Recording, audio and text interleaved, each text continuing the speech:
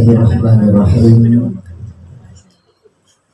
Wakilah di imamina asy-Syafi'i radhiyallahu anhu.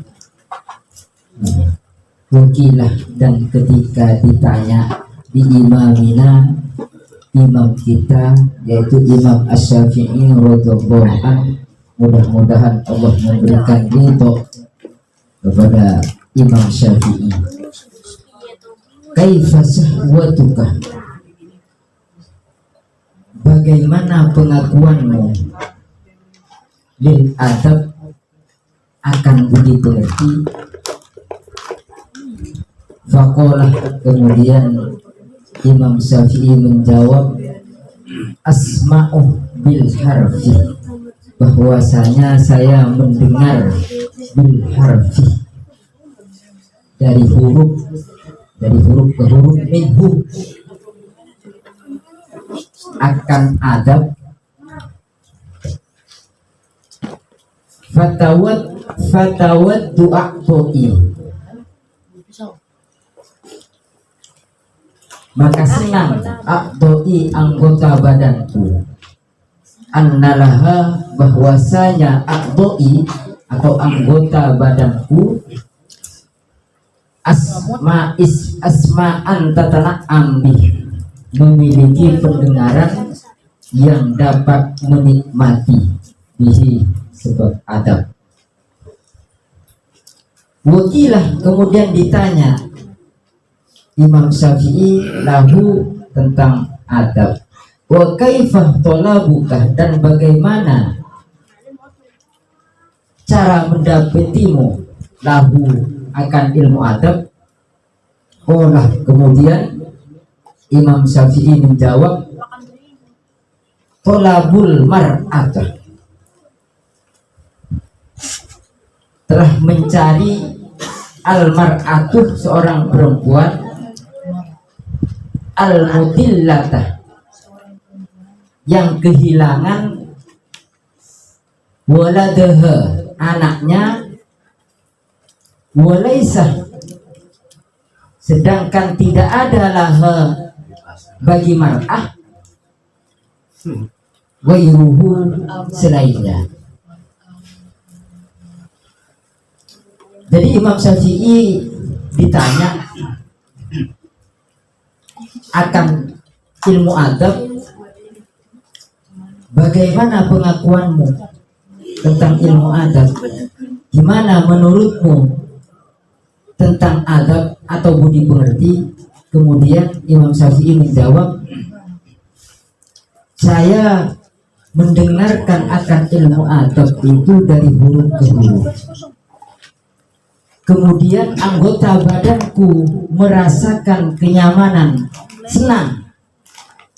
Karena apa? Karena anggota tubuhku memiliki pendengaran yang dapat menikmati akan ilmu adab tersebut, akan budi pengerti tersebut. Betapa pentingnya ilmu adab, bahwasanya di depan telah dijelaskan, daripada bahwasanya dari Habib Ibnu Syahid, dia menyampaikan terhadap anaknya bahwasanya ishab fuqaha, itu yang kemarin menjelaskan, wahai anakku, bertemanlah dengan orang fakih. Orang fakih itu orang yang paham akan ilmu syariat. Wa ta'allam minhum adabahu, dan belajar dari mereka akan budi pengertinya, akan budi pengerti, ya, akan budi pengerti fuqaha tersebut. Karena apa? Fa inna dzalika habbu ilayya min kasirin minal hadis. Karena ilmu adab itu lebih aku cintai daripada engkau banyak belajar ilmu hadis tapi tidak menggunakan atau tidak memiliki budi pengerti.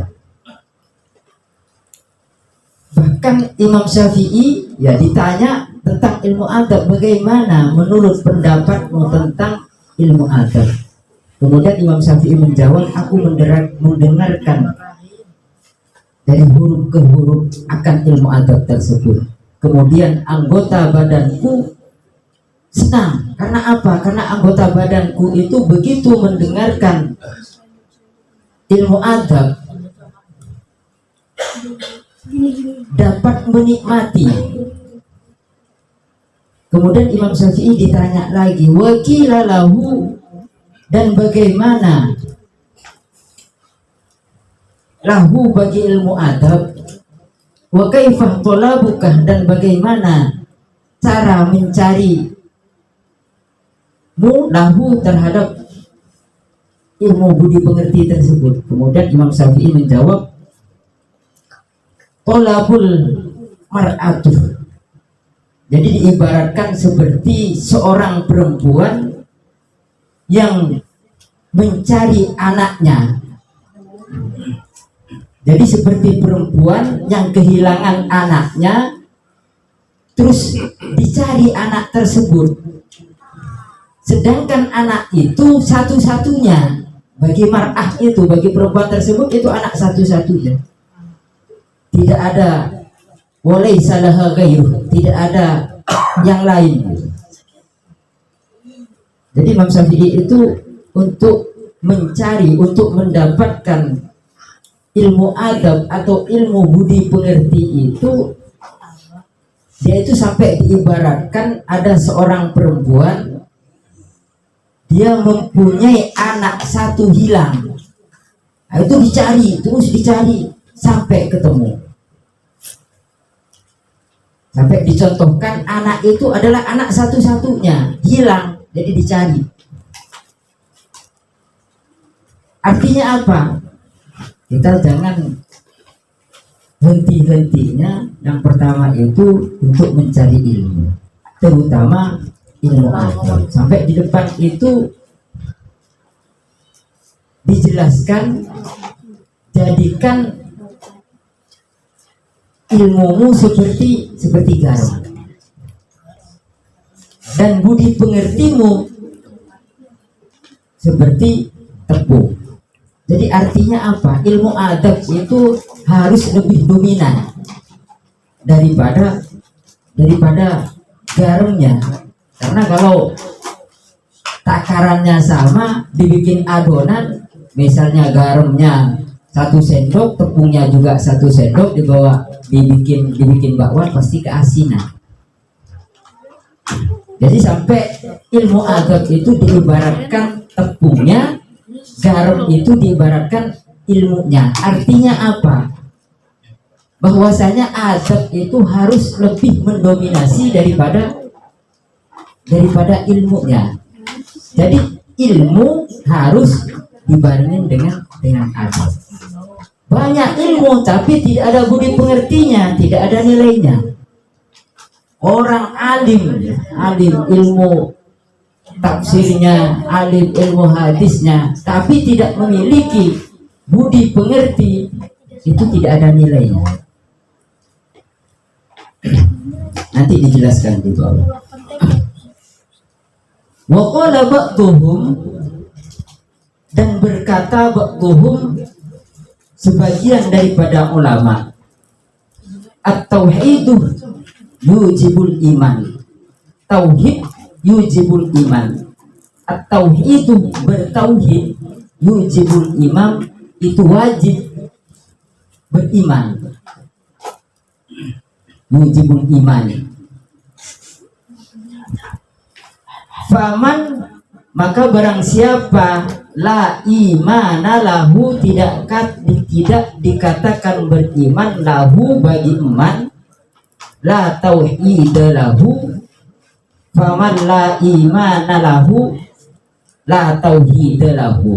Jadi barang siapa yang tidak beriman, lahu bagi iman, la tauhid lahu, maka tidak dikatakan bertauhid, lahu beriman. Jadi tauhid itu harus beriman.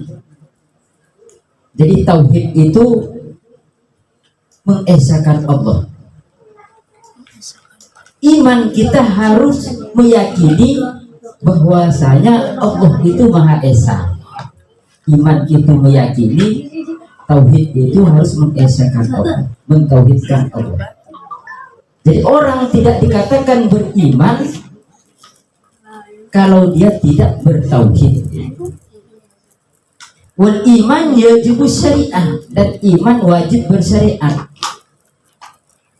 Faman la syari'ata lahu illa imana lahu la tauhid lahu. Jadi barang siapa yang tidak bersyariat tidak bisa dikatakan beriman dan juga tidak dikatakan bertauhid. Wasyari'atu tujibul adab, dan syariat itu wajib beradab, harus berbudi pekerti. Faman la adab lahu la syari'ata lahu wa la imana lahu wa la tauhid lahu.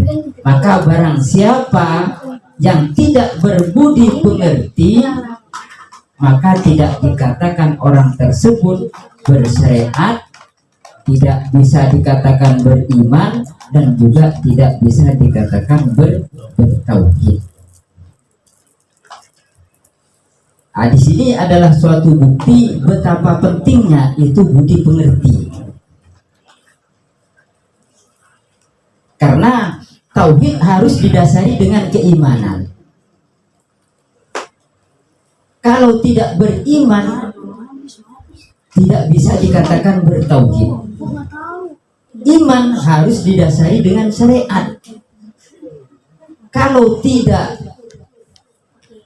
didasari dengan syariat, maka tidak dikatakan bahwasanya orang itu beriman, dan juga tidak bisa dikatakan orang tersebut bertauhid. Makanya rukun agama itu ada 3. Yang pertama Islam, iman, dan ihsan. Ini satu paket, jadi nggak boleh dibentur-benturkan.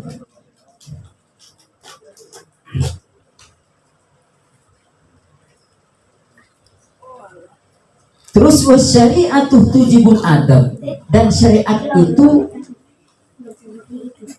harus didasari dengan budi pengerti. Maka apabila seseorang tidak berbudi pengerti, la syari'atahu, maka tidak bisa dikatakan orang tersebut bersyariat. Jadi tidak ada nilainya. Wala imana lahu, dan juga orang tersebut tidak bisa dikatakan beriman. Wala tauhid lahu, dan juga tidak bisa dikatakan orang tersebut bertauhid kalau tidak berbudi pengerti. Dia meyakini, dia beriman. Iman itu apa? Definisi daripada iman: iqrarun bil lisan wa af'alun bil arkan. Apa satu lagi?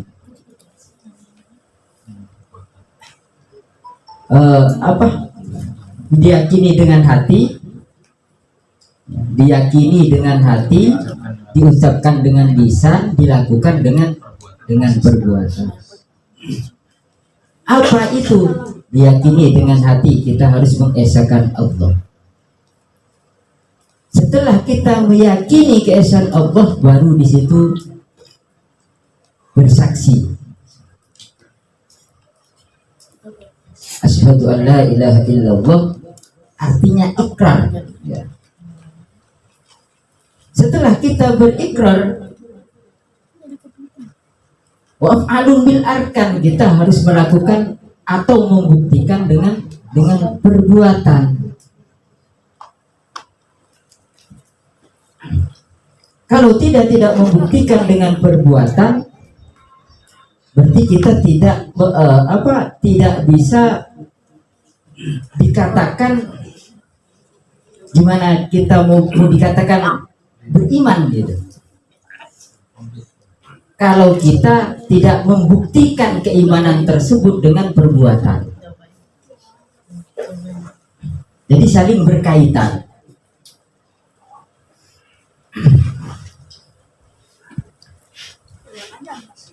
Terus bahadihi kulluha, apa yang disampaikan oleh para nabi dari sebelum-sebelumnya, dari riwayatnya hadis dan ulama di atas, bahadihi apa yang disampaikan oleh nabi dan ulama, kulluha semuanya, nususun sholihatun adalah ketentuan yang jelas, mu'akwalun mu'ayyadatun dan kata-kata yang dikuatkan binuril ilham dengan nur ilham atau cahaya inspirasi ulama, muksihatun yang menjelaskan bi'uluwin makanatil adab betapa pentingnya, betapa tingginya makanatil adab kedudukan budi pengerti.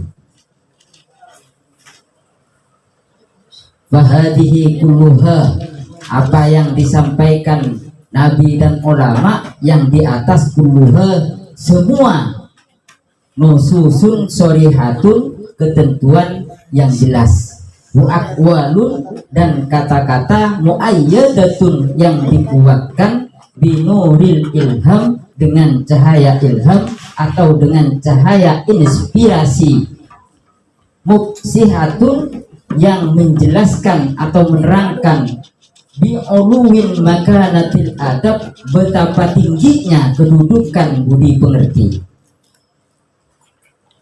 musarrihatun dan juga menjelaskan bi anna jami'al a'mal bahwasanya seluruh perbuatan ad-diniyah yang bangsa agama,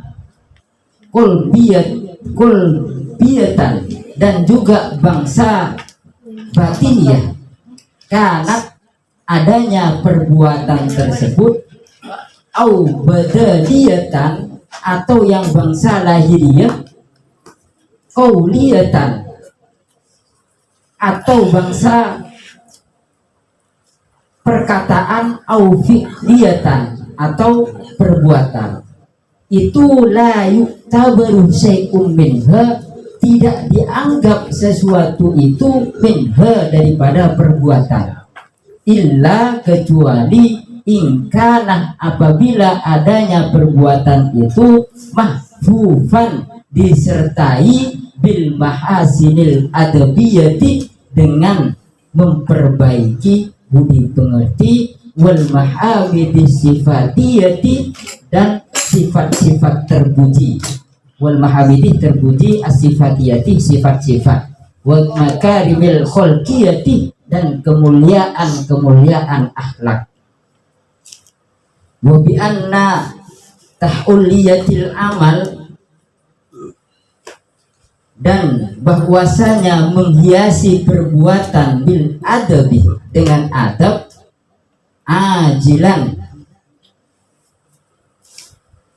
dengan cepat, alamatu kobulihi tanda diterimanya ajilan nantinya, wabi annal adabi dan bahwasanya budi pengerti kama sebagaimana yahtaju yang akan dibutuhkan ilaihi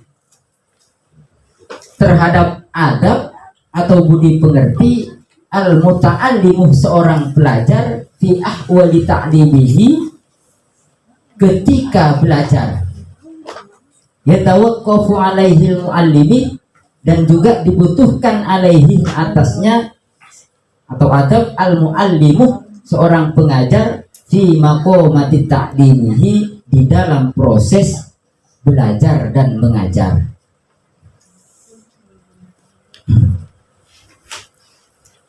Jadi apa yang disampaikan baik itu hadis maupun qaul ulama itu semua adalah suatu ketentuan yang jelas dan perkataan-perkataan yang dikuatkan dengan cahaya inspirasi para ulama yang menerangkan betapa tingginya kedudukan budi pengerti dan juga menjelaskan bahwasanya semua perbuatan atau segala perbuatan baik itu berkaitan dengan agama maupun berkaitan dengan batiniah, syariat atau batin, adanya itu perbuatan itu baik itu lahiriah maupun qauliyah, perkataan, au fi'liyatun atau perbuatan, la yu'tabaru itu tidak dianggap syai'un minha, jadi tidak dianggap minha daripada perbuatan, illa in kana mahfufan, kecuali adanya perbuatan tersebut disertai dengan bil mahasinil adabiyah, dengan memperbaiki budi pengerti dan terpujinya sifat-sifat dan kemuliaan akhlak. Jadi baik itu urusan agama, baik itu urusan batiniyah, badaniyah, zahiriyah, perkataan, perbuatan, itu semua tidak dianggap apabila perbuatannya itu tidak disertai dengan budi pengerti, dengan memperbaiki budi pengerti, tidak ada nilainya. Jadi harus disertai dengan apa, sifat-sifat yang terpuji dan juga kemuliaan akhlak. Jadi kalau akhlak itu tabiat ya, jadi perbedaan. Makanya kalau akhlak itu pasti di situ ada ujungnya, karena akhlak itu ada dua, ada akhlakul karimah, ada akhlak mamdudah. Jadi ada tabiat tercela, ada tabiat yang baik. Kalau adabiyah itu budi pengerti. Jadi untuk membedakan adab dengan akhlak. Jadi kalau akhlak itu tabiat ya, makanya tabiat itu bisa baik, bisa buruk. Makanya akhlak itu ada akhlakul karimah, ada akhlak mamdudah. Makanya di sini wal makarimil khalqiyah ya, dan kemuliaan akhlak. Jadi perbuatannya itu terpuji.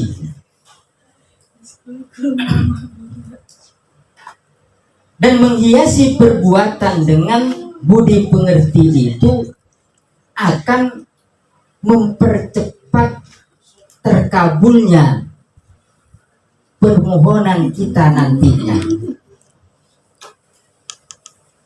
Contoh kita doa nggak pakai Allah juga segala perbuatan ya, depan orang tua ya, bagi adik-adik ya, harus sopan ya. Jadi kalau sholat ya, kalau sholat tuh berjamaah salamannya nanti aja, jangan pas lagi orang duduk ngelewatin depan orang tua, itu kurang sopan ya.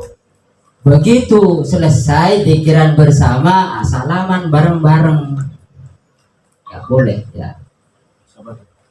Lagi duduk melewati depan orang tua, bahkan kadang ngeloncatin kalau nggak ada selah, itu nggak sopan ya. Ya nanti perbaiki. Jadi intinya di sini menjelaskan betapa pentingnya adab. Jadi ibaratnya contoh yang di depan orang alim ya, tadi yang saya sampaikan, alim misalnya kan hadisnya wah luar biasa hafalannya, tapi dia tidak memiliki budi pengerti yang baik, maka tidak ada nilainya.